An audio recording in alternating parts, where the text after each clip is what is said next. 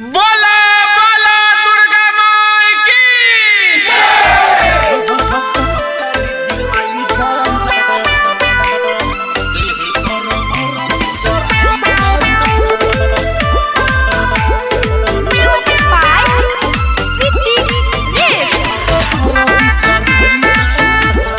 लाडली recording studio Chausa बाजार।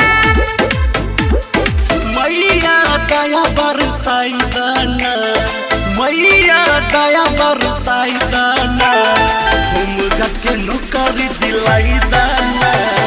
देह पर बरत चढ़ाई दाना मैया दया बरसाई दाना मैया दया बरसाई दाना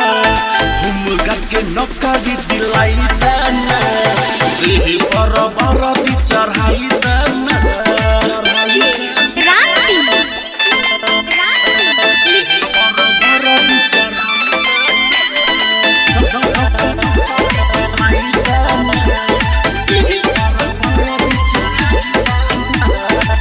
कहिया होते मैया हमर बेरा पार है कब तक रहबै बेरोजगारी है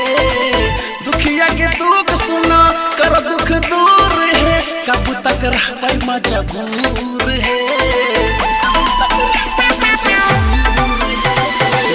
कहिया होते मैया हमर बेरा पार है कब तक रहबै बेरोजगारी है दुखिया के दुख सुना कर दुख दूर है कब तक रहबै मजबूर है मैया लल सपुराई दाना मैया लल सपुराई दाना हम गट के नौकरी दिलाई दाना देह पर बरद चढ़ाई दाना तनी सा दर्शन देखाई दाना हम गट के नौकरी दिलाई दाना देह पर बरद चढ़ाई दाना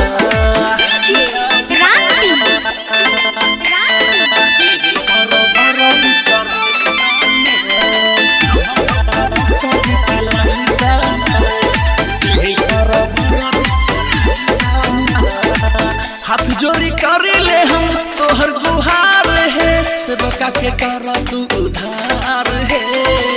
अखिया से बाहे मैया झर झर लोर है काहे बैठल छो मुँह मोर है